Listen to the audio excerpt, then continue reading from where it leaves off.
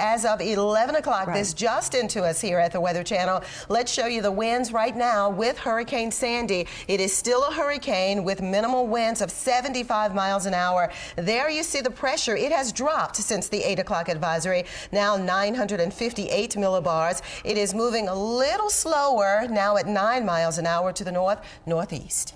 And hurricane specialist Carl Parker is standing by at the expert desk with more in-depth analysis.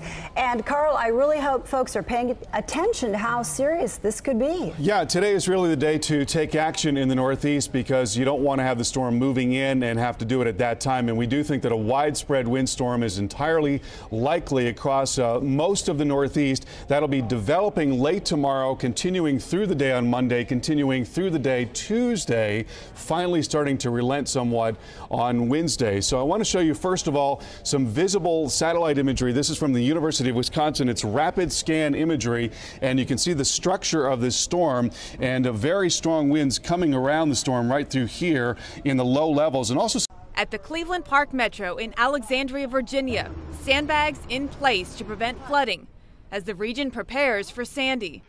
Last-minute purchases included a run on generators as residents brace for massive power outages. People are also clearing the shelves at grocery stores across the area. Well, I'm glad to get bottled water, any kind of water. Anticipating the storm, I think folks are going to be raiding all the stores and picking up as much water as they can. I did my groceries last night and stocked up on batteries earlier to be prepared. That sentiment echoed by D.C.'s mayor. We could have flooding in some areas of the city, which we are working hard to try to avoid that. But this is a tropical storm. It could have severe consequences for the region. 130 miles to the east, waves crashed on Delaware's picturesque Rehoboth Beach shore. It's almost too hard to believe such a huge storm could be heading this way, and the town's mayor is leading the call to action. Everybody's going to need to take some action, I think, at minimum, bringing your lawn furniture and all that sort of thing. At most would be to evacuate. Emergency managers in Sussex County telling residents to make their preps now. And in Rhode Island, boaters along the coast are not taking any chances, many pulling their boats out of the water. If the marina and the other folks around think that the storm is sufficient for pulling the boat, then I'm all for it. I'm meteorologist Jen Carfagno.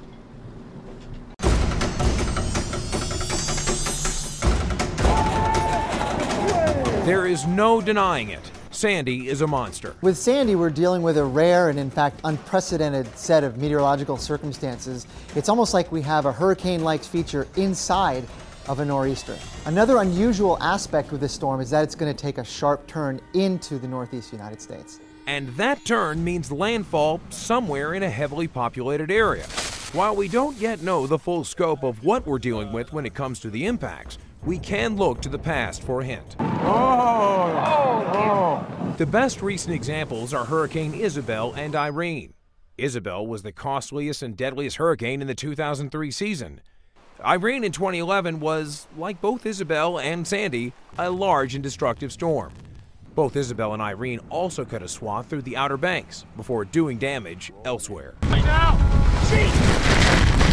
Sandy won't affect the Outer Banks nearly as severely, but will have significant impact on the coast and inland, including flooding and massive power outages. There were significant power outages with previous storms Isabel and Irene, and we did learn some lessons about how to deal with that. But this one may even exceed what we saw with those two storms, with many more people affected and potentially many more power outages. Additionally, New York is currently in Sandy's crosshairs, not unlike Irene at one point. But the worst of Irene's damage ended up north of New York in Vermont. At the time, New Yorkers were on high alert.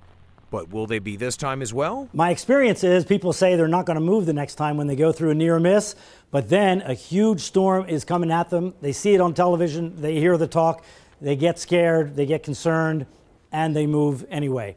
And I think that's likely to happen with this storm. And remember, Sandy is potentially a storm of extraordinary proportions. One of the reasons why this storm is going to be such a big problem is because of the size of the winds associated with it. We could have damaging winds across hundreds of miles of coast along the northeast and moving inland from there. Which is why it's imperative to take precautions now. I'm meteorologist Reynolds Wolf.